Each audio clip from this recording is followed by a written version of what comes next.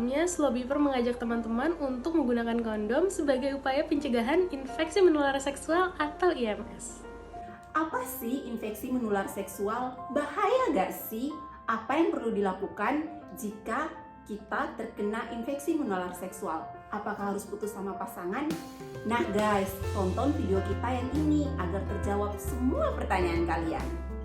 Setelah ditonton, jangan lupa share ke teman-teman kalian agar kita semua punya pemahaman yang benar tentang apa itu IMS.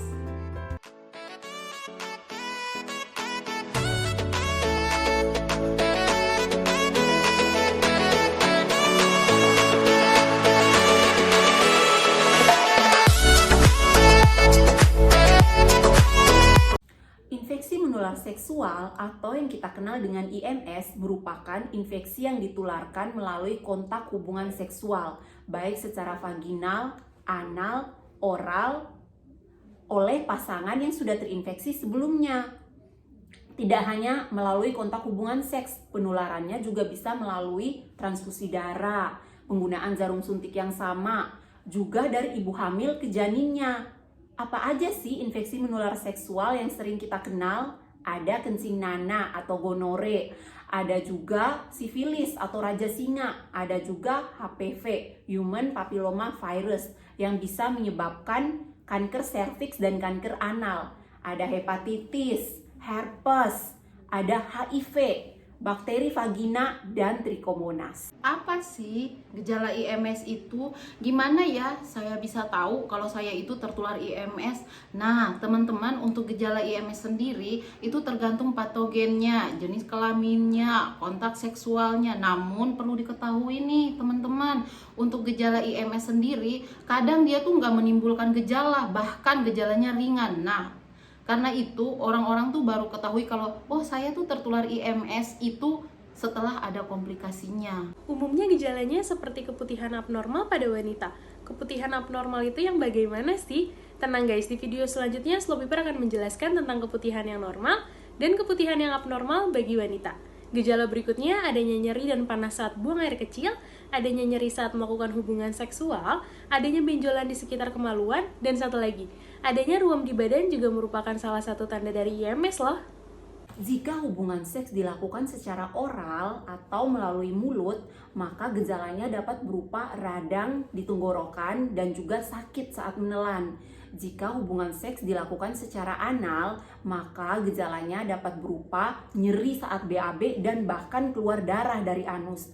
Nah guys, makanya perlu banget kalian melakukan screening infeksi menular seksual di fasilitas kesehatan setelah melakukan hubungan seks yang beresiko. Berisiko artinya apa? Artinya tidak menggunakan pengaman seperti kondom.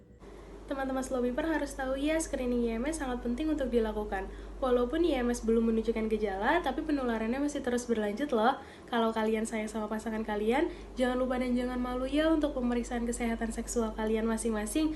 Hal ini juga penting dilakukan sedini mungkin loh, agar kita tahu infeksinya, dan pengobatannya juga mudah karena belum disertai dengan komplikasi dan penyakit penyerta lainnya. Gimana guys? Sudah paham kan apa itu IMS dan gejalanya? Nah, sekarang saya akan menjelaskan sedikit tentang bahaya IMS untuk teman-teman. Seperti yang sudah dibilang tadi sama Cynthia, kita perlu untuk screening awal untuk mengetahui gejala IMS. Karena IMS ini kalau kita tidak screening awal, dia bahkan bisa menyebabkan penyakit yang lebih berbahaya.